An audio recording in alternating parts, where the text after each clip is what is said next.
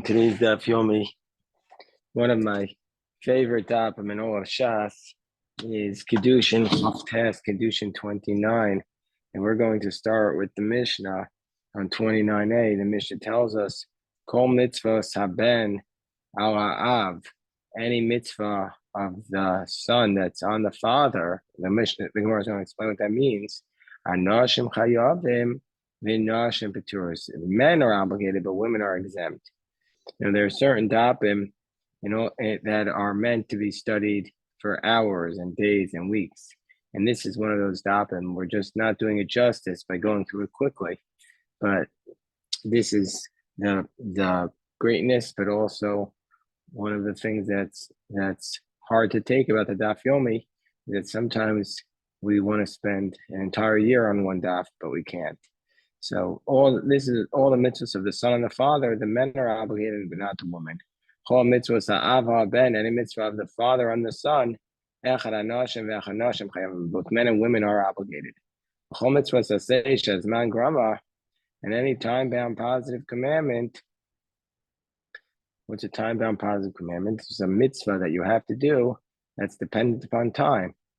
Like, for example, the shaking of the lulav and the esrog, or the blowing of the shofar, or the sitting in the sukkah. There are around 30 of these commandments, 30 such commandments that are time-bound positive commandments. Then we say under those circumstances, men are obligated, women are exempt. The Gemara doesn't give a reason why. It's not many speculate it's because the women are the akaras abayis. Their job is to keep the household strong, and so therefore they already have their time is already meshubed to the maintaining of the household. Any time bound positive command, any commandment that's positive but not bound by time. Men and women are both obligated. The whole mitzvah to say, but it's a negative commandment. Whether it's time bound or not time bound. Men and women are both obligated, except for Baal Takif. Baal Tashchit, these are the prohibitions of cutting off certain corners of your face, of your beard, with a razor. And also the prohibition of a Kohen coming in contact with a dead body. That does not apply to women, only applies to men. Gemara first addresses, what does it mean, what does it mean, all the mitzvahs of the son and the father? If it means if you want to say, it means all the mitzvahs that a son is obligated to do for their father, then under those circumstances, nashim peturos, women, would you say women are exempt from them? But then we learn explicitly, ish, ish, isha minayin. How do we know that a woman is also obligated to do the mitzvahs for her parents, to honor her father and mother? So as it states, ish, ish, isha minayin. How do we know that woman's obligated? Each man, his father and his mother, you shall fear. The word you shall fear is in the plural. It refers to the man and the woman. So Amar Rav Yehuda Achikamar, what is it referring to? No. Any mitzvah on the son that a father has to do, any mitzvahs on the father, any mitzvah on the son that the father has to do for this son, the men are obligated and the women are exempt. The Gemara is going to give us examples that the mitzvahs that a father has to do for a son, so therefore they only apply to a man and not to a woman. Only the father has to do them and not the mother. The Tana Rabbanan, because we have a brisa that supports this statement of the Mishnah. Here's what a father has to do for a son. He has to circumcise him. He has to redeem him from the Kohen if he's a firstborn son. He has to teach him Torah. Isha, father is supposed to marry off his son. He has to find a woman for his wife. He has to teach him a craft. Some say he has to teach him how to swim. Some say it doesn't mean literally to teach him how to swim. It means to teach him how to swim through the waters of life. And what bigger water in life is there than Torah? So he has to teach him how to navigate the Torah. So he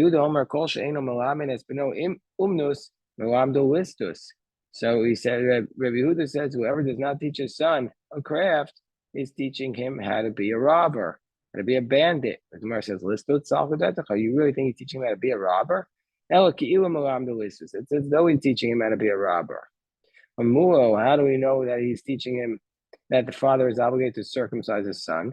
We know, but no, Abraham circumcised his son Isaac. And where the father doesn't circumcise his son, then who does the obligation fall down to? You might think it falls to the mother, but that's not the case. Who does it fall to? It falls to the court. You must circumcise all your males. And where the court is not fulfill the mitzvah, he has to go and fulfill the mitzvah himself. The person himself must circumcise himself. Obviously, he can hire a moel, but the obligation falls upon him. As it says, and an uncircumcised male who will not cut off the flesh of his orla, and he will be cut off. So he will get the kares penalty. But I asked the Gemara, how do we know the mother is not obligated? Because it says about Abraham and the circumcision, kasher tiva oso Elohim. Oso, he's commanded, but she's not. Ashchamiyad, we understand that Abraham is commanded with doros. We know. And how do we know future generations? It's the commandments on the father and not on the mother. Tana Devei Rishmo, it says, Kol makom shenemar tzav, enu el zeros, miyado doros. Anytime it says tzav, like it says here, kasher tziva uso olim, it means to do it immediately, and also it applies for future generations. So the Gemara says, Dechsiv, tzav es Yoshua v'chazkel v'amtzeu, as it says to Joshua, command him to be strong.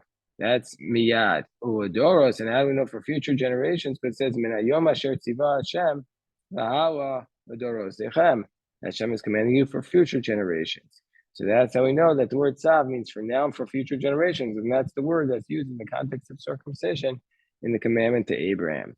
With those, so the father is obligated to do the mitzvah of pidyon haben, of redeeming his firstborn son, who is the first issue from the womb, by giving the 5 silver coins to the Kohen. We know, and what's the source for this? Gemara explains, because it states, Kol b'chor banecha tifteh. It says, all your firstborn sons you shall redeem. Kol b'chor banecha tifteh, which is that the obligation that he has to redeem his firstborn son.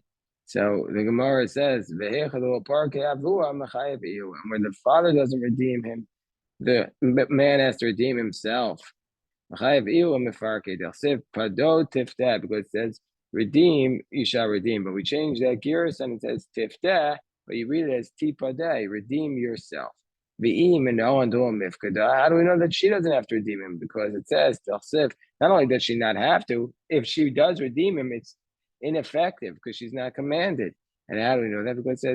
Because it says tipadeh, because we have to say that he has to do it. Meaning to say that we compare the redemption tifteh, we read as tipadeh, to say that it's a mitzvah on whatever is a mitzvah on the father is a mitzvah on the son to do, but not the mother. So therefore, he has to do it and not the mother. So, which teaches us, Kol shemitzuva of tosas atzvam mitzuva of tosas acherim. Whoever has to redeem himself is also commanded to redeem others, i.e. the son. Kol she'ena mitzuva of tosas atzmo, ena mitzuva of tosas acherim. Whoever is not commanded to redeem himself is not commanded to redeem others.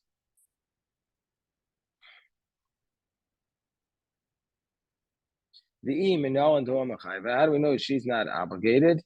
How do we know that she isn't obligated to redeem herself? Because it says, how do we know? Because it says in the pasuk, tifteh tipadeh, meaning to say, kol shacher mitzuva of dos, whoever others are commanded to redeem him, mitzuva of dos is commanded to redeem himself. Kol she'ein acher mitzuva of dos, a mitzuva of dos is atzmo. So since nobody else is commanded to redeem him, therefore she's not commanded to redeem herself. How do we know nobody else is commanded to redeem her? So the pasuk says, all your firstborn sons you shall redeem. It's an obligation for you to redeem your firstborn son from the Kohen, but not your daughter. Tana Rabbana, and so asks the Gemara, who if says the Gemara, who if those would be no if those? Let's say he only has enough money to redeem himself or his son. Who should he redeem?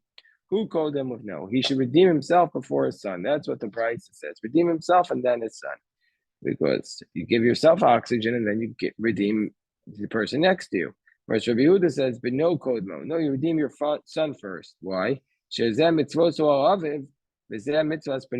Because you're commanded to redeem because the commandment to redeem himself was really upon his father, whereas the commandment to redeem the son is upon him. So therefore, you're supposed to redeem the son first. So I'm a Rabbi Yirmiyah. On Kol Modin, Rabbi Yirmiyah says everybody admits on the top of 29b, Kol Hecha. Everybody would admit that in any circumstance, the Leika El Chamesh Shlam, where he only has 5 silver coins, everybody say he redeem himself. Who called him with no? He should redeem himself. My time. Mitzvah de gufa adifa. You have to first take care of the mitzvahs upon yourself. But keep pligi, where there's a dispute is you have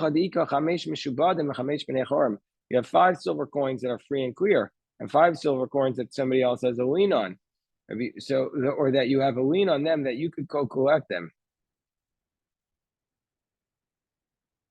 So therefore, meaning to say, you sold a piece of land with 5 silver coins before your son was born. So you theoretically, since you have to redeem yourself, then the Torah had an obligation on those 5 silver coins. So it's meshuba to you. So you can theoretically go and redeem those 5 silver coins and use that to redeem your son, and then use your free and clear 5 silver coins.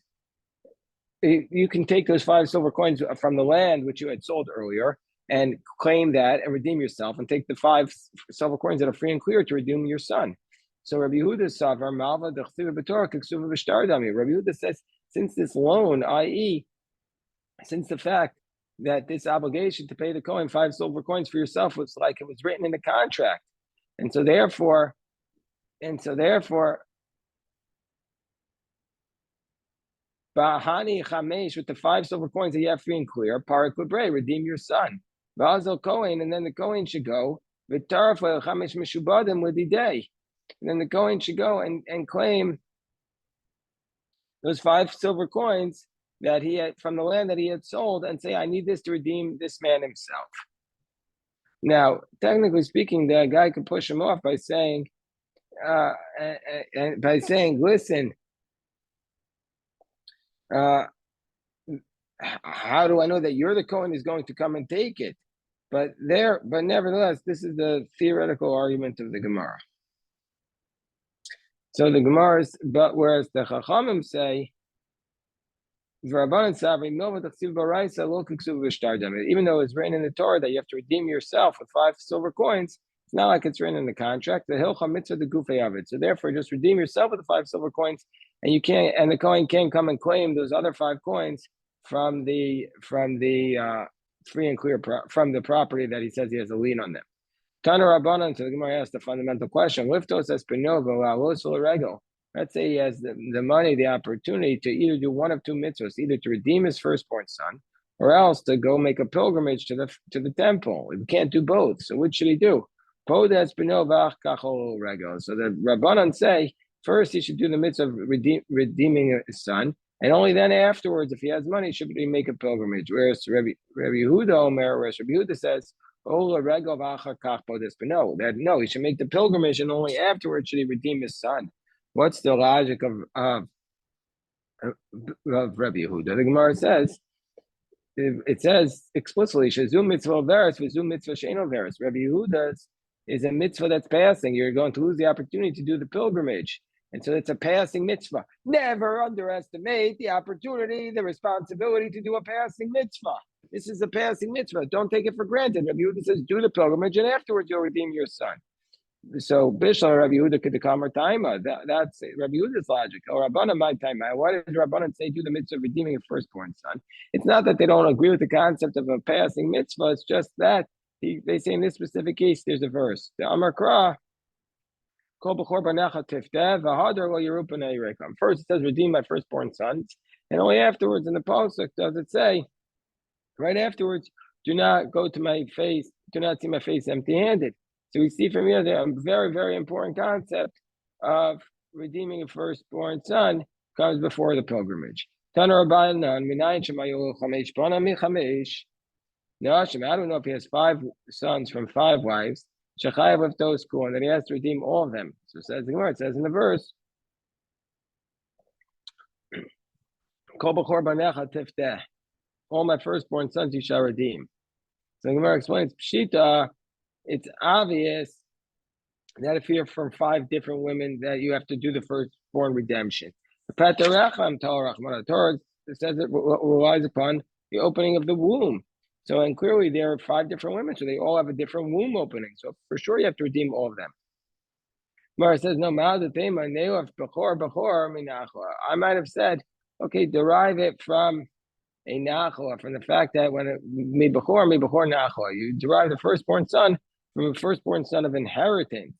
Because just like when it comes to inheriting, we don't say that all 5 are the firstborn sons. It's gracious, no. It's only the first issue from the man that gets a double portion. That boy gets a double portion. So I might have thought here also, Afkan gracious, no. I might have thought here also that the pigeon Ben is only from the first issue. Kamash one, we don't say that. So Lamdam Torah. How do we know that the father is commanded to teach us on Torah? I mean, no, on Dilsiv, because it says in the verse, it says in the pasuk, "V'limadatam osam espenechem w'daber bam." Going to read this in the Shema. V'limadatam osam espenechem ve'echa dolo ignore avua. And so therefore, so it says you have an obligation to teach your sons Torah, but where the father did not teach him, he has to teach himself. If your father didn't teach you Torah, then don't whine, don't cry. Go and teach yourself Torah, as it says in the pasuk, as it says in the pasuk, ulamadatem, meaning to say umadatem osam. So a person has to teach Torah to himself, not ulamadatem, but you could also read it as ulamadatem. You have to study. So the how do we know that she's not obligated to teach the son Torah? Because it says v'limadatem ulamadatem. So we read it as kol shemitzuva l'mod mitzuva l'lamed. Whoever is commanded to study is commanded to teach. Whoever is not commanded to study, it's not commanded to teach, and so therefore she's not commanded to teach her son. How do we know that she's herself, the woman, is not obligated to study the Torah? The Gemara explains because it says "Vili madatem u'madatem," which means "Kol shacher mitzuva l'lamdo mitzuva l'mod as atzma." Whoever other people are obligated to teach, they have to teach themselves. The Kol she'ein acher mitzuva l'lamdo, whoever others are not obligated to teach, it's not commanded to teach themselves. So the Gemara says, well, how do we know that others are not obligated to teach a woman Torah? How do we know that others are not obligated to teach her? You say it says in the pasuk, and we read it as your sons and not your daughters. So you're not obligated to teach your daughters the Torah, but you're obligated to teach your sons. But we know that already at the beginning of the 20th century, the Chafetz Chaim said, no, now we have to send our daughters to schools as well, to Jewish schools, because otherwise, if you don't teach them Torah, they're going to learn, God forbid, to leave the faith from other teachings. So therefore, now we have an obligation to teach. So now we say, if you have an opportunity to study Torah yourself, or for your son to study, you only have enough money for tuition for one of you. Who called them with no? You put yourself first. Rabbi Yehuda says no. In Beno Zeriz Umemuach, the Talmudom is Kaim Biyado Beno Kadmu. Rabbi Yehuda says if the son is sharp and he's dedicated and he's going to, the Torah study will last with him. He's going to be a better scholar. The son comes first. Just like Rav Yaakov, the son of Rav Acha bar Yaakov, his father sent him before Abaye to study Torah. So when Rav Acha bar Yaakov came home, his father saw that he wasn't really so sharp with the teachings. He said, wait, I'm better than you. He says, you stay here and I'll go. Shama Abaye de Kava Ase. Abaye heard that Rav Acha bar Yaakov was coming. He sees Rav Yaakov. He sees that Rav Yaakov. He saw Rav Yaakov was coming, and so therefore, what did Abaye do? Abaye, there was a problem in the base medrash that there was a demon that was hurting everybody.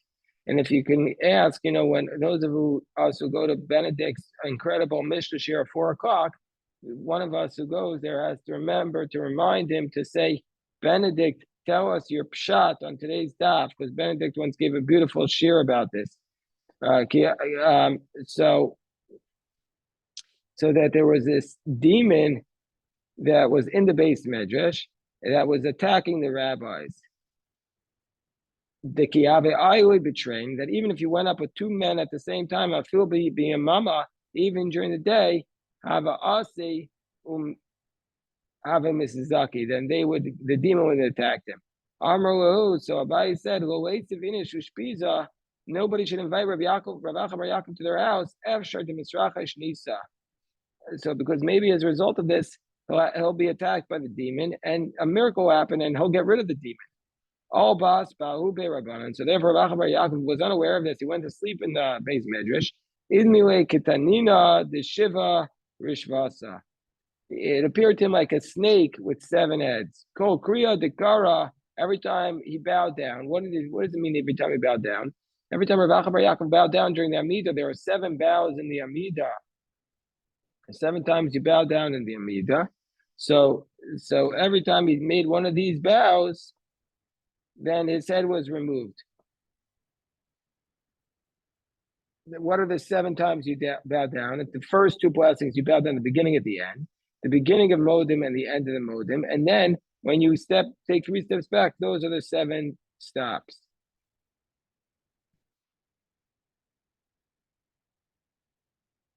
And also, there's a Gemara in Baba Kama that says a man's spine after 7 years becomes like a snake. But that's only if you don't bow down in Modim, because it's a mitzvah to bow down. But we can also say that it has to do with humility, that when you bow down 7 times, when you humble yourself, you're able to kill the snake. Kol kriya dekara not archad reishi. Every time he bowed down, he chopped off one of the heads of the demon. So he said the next day, Rabbi Yaakov said to Abaye, he said, if I had a miracle hadn't happened to me, I would have been in danger. Tana Rabbanan, will motor isha is a fundamental question which many parents face. Let's say the boy has to study Torah or get married. Which they do first? Yom Torah first study Torah and then get married. But if he can't, he needs to get married to channel his passion. Then Yisa Isha Yom Torah. Then marry, then get married, and then study Torah. I mean, every case is different.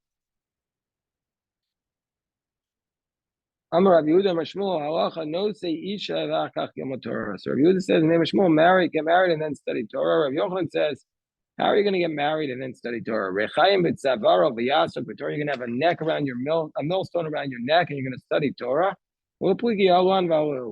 In Babylon, they could do it. That was for us because they went to study in Israel, so they weren't at home and taking care of their family. But in Eretz Yisrael, in Israel, they were at home still, and so they couldn't study. They were doing all these things for their family, so they weren't able to study Torah like that. Rav Chisda was praising Rav Hamnuna to Rav Huna by saying he was a great man. So Rav Huna said, "Let me see for myself. I'm like when he comes to you, bring him to me." Then when Rav Hamnuna came, Rav Huna saw that he wasn't wearing a proper. He wasn't dressed properly. He wasn't wearing the hat on his head. Amalei, my time I will preach the sutra. Why aren't you wearing this handkerchief on your head? Amalei, Deluna Simna. He said, I'm not married. Oh, Rav Huna turned his face away from him. Amalei Chazi Delo Chazi Slahu. Rav Huna said to Rav Hamnuna, I don't want to see you again until you get married. And Rav Huna followed his logic. He said, Ben Esrim Shana V'Onasa Isha Kol Yamav Ba'Verev. He says, if you're 20 years old and you don't marry and you're not married, you're a sinner every day. The Gemara says, you're really sinning? Every day you're going to be thinking of sins. And Up until 20 years old, God sits and waits. When are you going to get married? Once you reach 20 years old and you don't get married, he says, let your bones swell up. But this is not the end of the story. We have a lot more to discuss here, but this is the end of the daf. Excuse me. Obviously, this is a lot of nuanced discussion, obviously. Excuse me.